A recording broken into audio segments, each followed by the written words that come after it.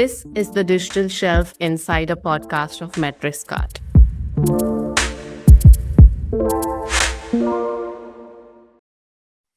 Hello, everyone. Welcome back to the Digital Shelf Insider podcast of Metriscart. I'm your host, Shreshta, and today we have Meghan Corroon joining us. She is the founder of Clerdata, and we will be discussing the retail media, how it's evolved, and where it's taking all of us. Hearty welcome to the show, Meghan. So thrilled to have you here. Hi, Shreshta, thank you so much. It's wonderful to be here. I'm excited to be talking with you today. Right. So let's start it off by hearing a little bit about your background. So most of the guests who join here always mention that, we are here in the e-commerce space by accident.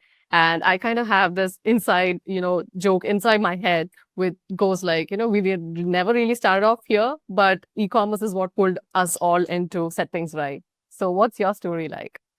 Yeah, that is really interesting. And I'm glad to hear that because I also arrived by accident, I think, to the e-commerce world. So that's good to hear.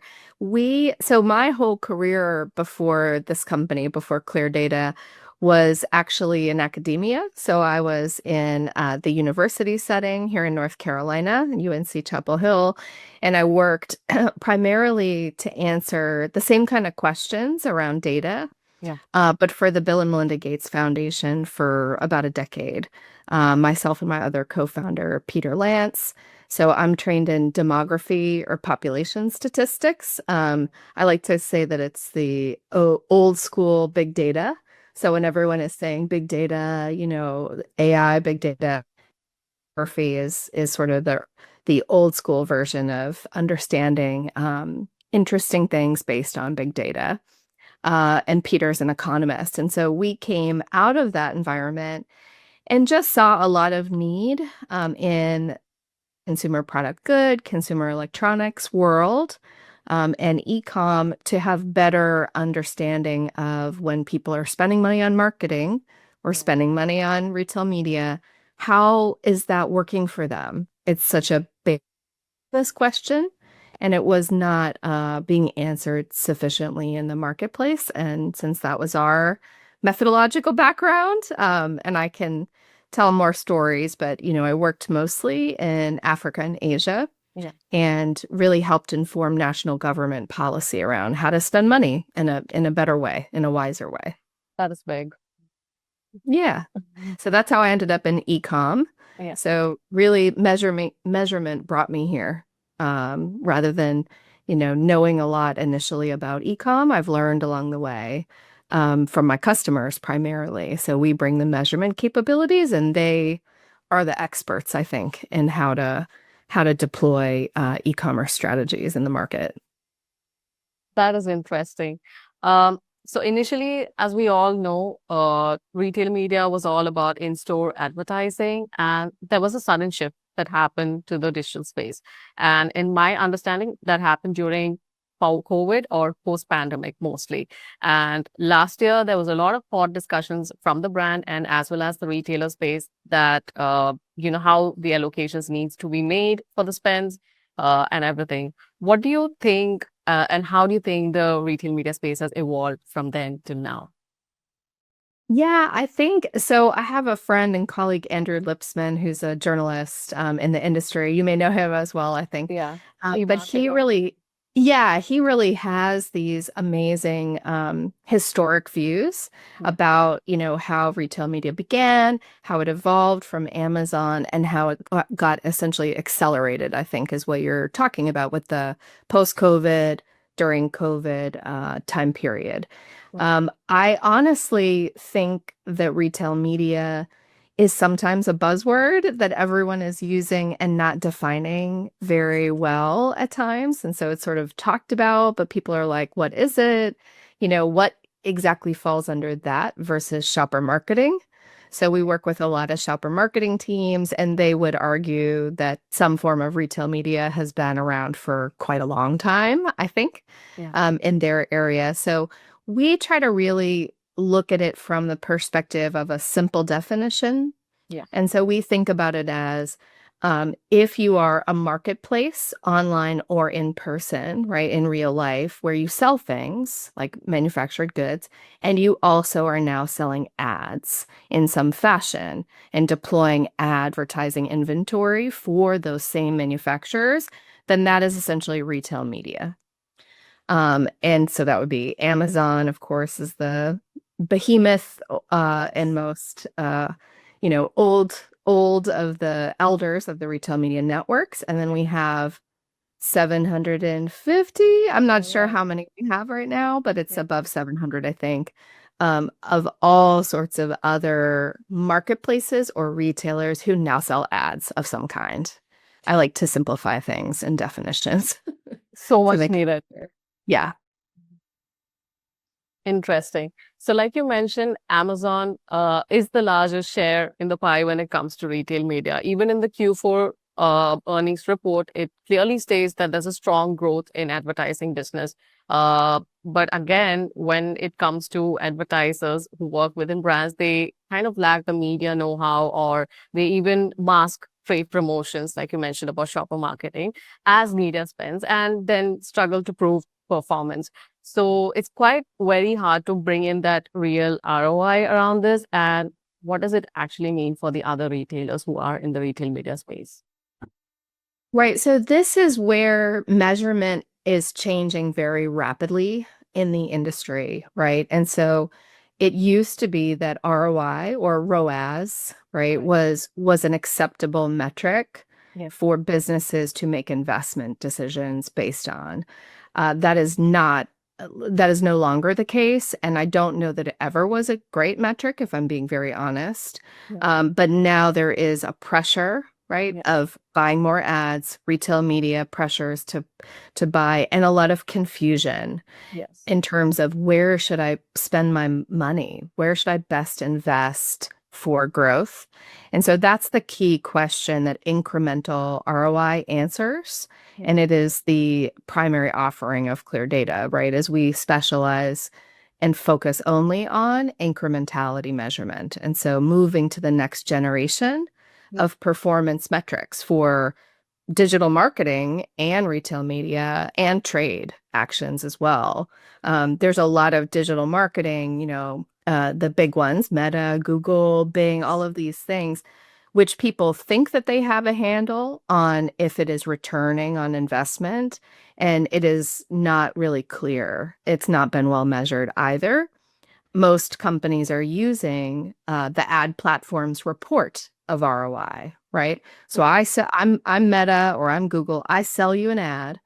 All I want to do is sell you more ads, just like Amazon does too. Yeah. And then I also grade my own homework and also tell you what the ROI was on those ads.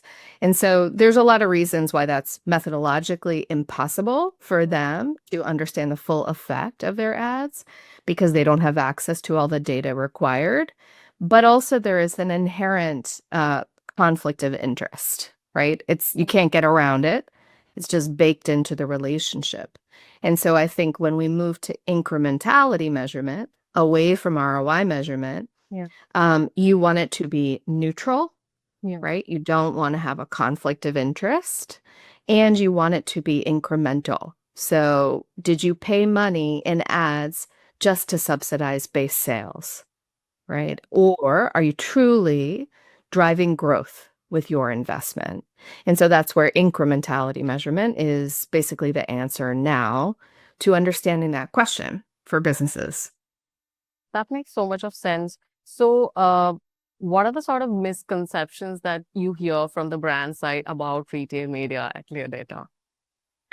I hear all sorts Mm. of things. Mhm. I knew you were going to ask that question. Yeah. Were interested in that, curious about that. Yeah. And I thought about it. I was thinking about it last night. And Yeah. and what I will say is it feels to me as an outsider and accidental participant in the Yeah. omni commerce community, Yeah.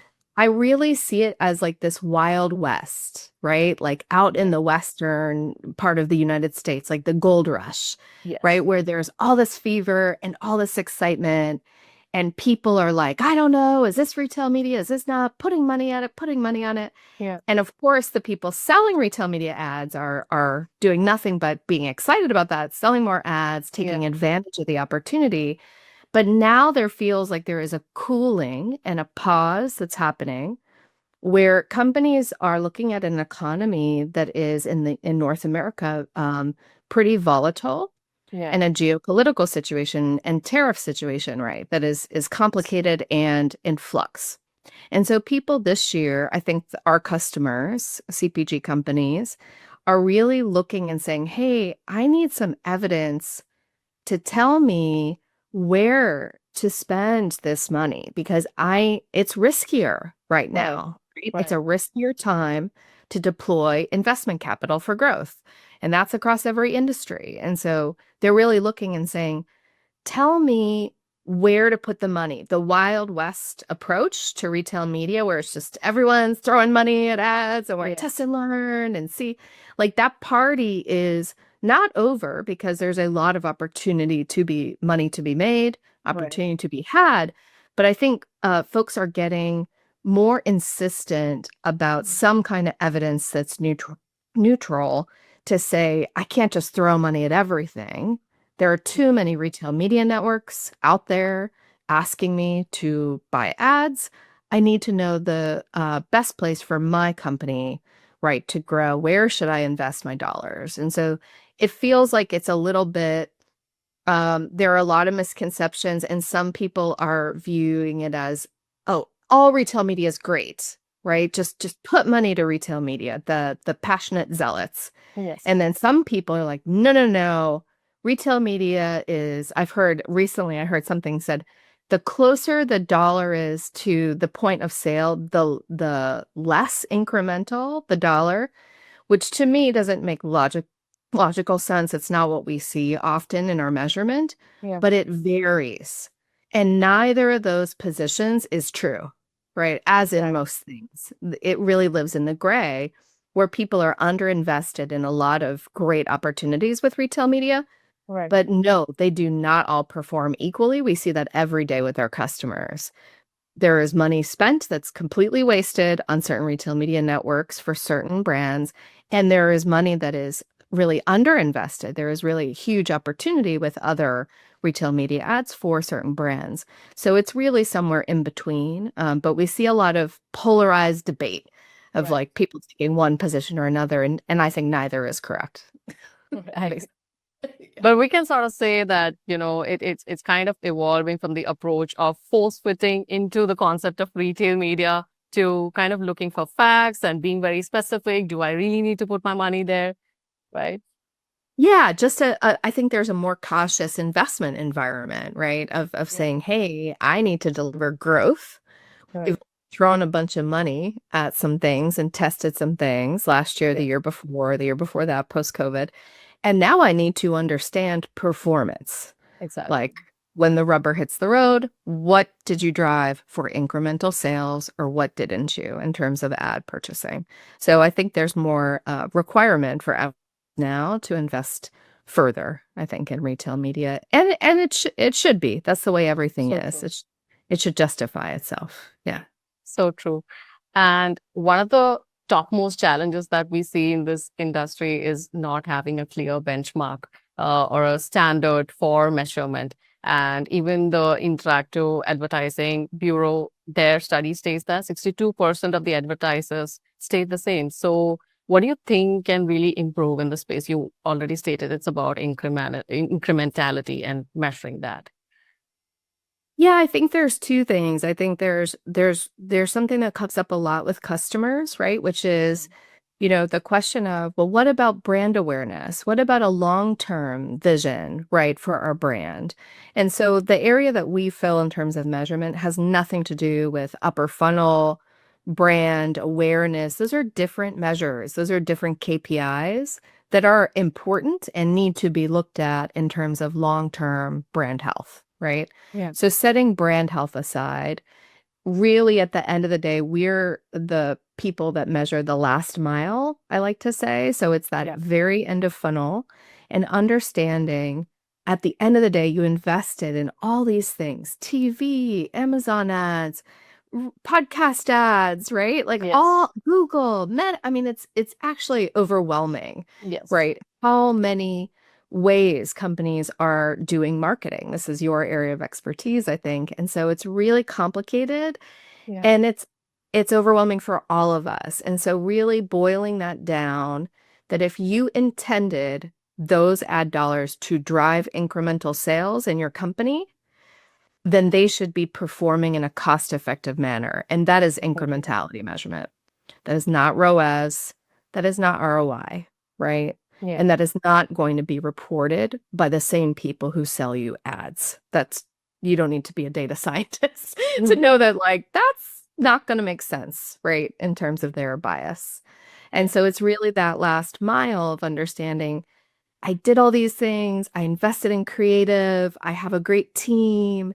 We launched a new campaign. We're working with celebrities or influencers, right? Yeah. At the end of the day, are you making money Yeah. for how much you paid for those investments, or are you not making money? And at the end of the day, this is what every company needs to report on, basically. So we're just filling that one place, at the end, the final question sort of is what we answer, and incrementality is best suited for, does not tackle brand awareness questions. And which is so critical at this point of time. Yeah. So since we at MetricScott operate from a digital shelf monitoring space, uh, I would really love to know, how does these metrics kind of influence any of the retail media decision making when it comes to the advertising side? Yeah, I mean, this is your area, I think, Yeah. of expertise more than mine, but we Yeah. do work closely with digital shelf partners, right? When they're working with customers, mutual customers, and it's vital. It's sort of like if we deliver an answer at the end of the day and say, "Hey, these types of Amazon ads are doing great. These types of Amazon ads are not cost effective," right? Which we Yeah. deliver that answer all the time. It's a Right. mixed bag, right?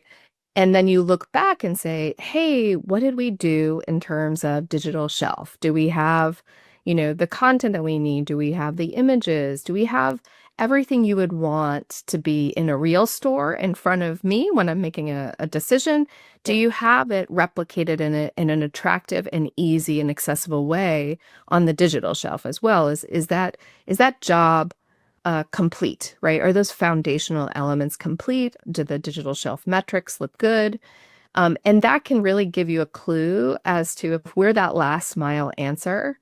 And at the end of the day, you invest in all these things, and did it earn you a dollar or did it not earn you a dollar, right? Exactly. That's the Yeah. question we answer. I think of the digital shelf metrics and other metrics as well as being, why didn't it work? Or why did it work really well? Right? Exactly. How can we do more of this? Maybe we need to do it for every brand in our holding company or every SKU, right, that we're putting out into the world, and do that same investment. So it's a clue as to, how do I do more of this beside just buying more of a certain kind of ad, that I think the digital shelf is really vital, to show how it's successful. That is really true. What do you think are the trends shaping the retail media space in the coming years? The economy. I mean, I Oh don't, yeah. I think it's because my co-founder is an economist, but we spend so much time talking about the economy, and I think everyone is right now. It's very timely. I spend every day on calls with customers and potential customers, and it's coming up on every call. So, I think people need to know how to navigate risk environments that are very dynamic. Right. And we all need to figure that out. And so I think that is influencing retail media quite a lot in terms of investment levels and demanding evidence. Yeah. In-store video, in-store type video, and those kind of innovations, I see a lot of exciting promise there.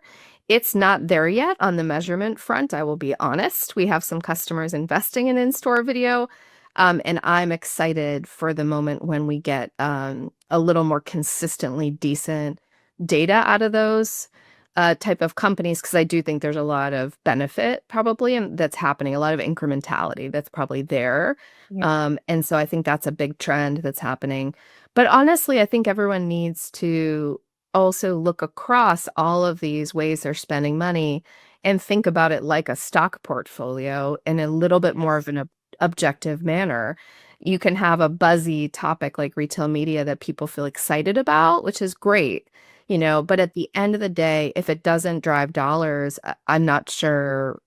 I'm not sure it should all remain. I don't know that we need 750 retail media networks, right? Like, So true. Yeah. is that helpful for manufacturers, or is that just extra confusion and more people asking for ad dollars? I don't know. We need to invest in where it's really successful and where they can make money, I think. That is so right. And I like how you mentioned that we need to look at it like a stock portfolio. That's so important at this point of time. Yeah, just a little more calmly, a little more objectively than the gold rush, Wild West vibes, I Approach. think. Yeah. Yeah. We had before. Yeah. Yeah. Thank you so much, Megan, for joining us. It was such a value-packed, rich conversation that we had, and I'm sure it will be so useful for brands and retailers, whoever is watching this episode with us right now. Thank you so much, Shrestha. It was so lovely to talk with you. And thank you for putting this out into the community. It's really a lot of work, I know, probably to do podcasts. So thank you for your work and putting this out to educate and to connect us all as people to learn more. Thank you. Thank you. Thank you. Yeah. We've come to the end of the episode. If you loved what you just listened to, don't forget to like, share, and subscribe. We'll be back next Monday with a really awesome guest. Stay tuned until then.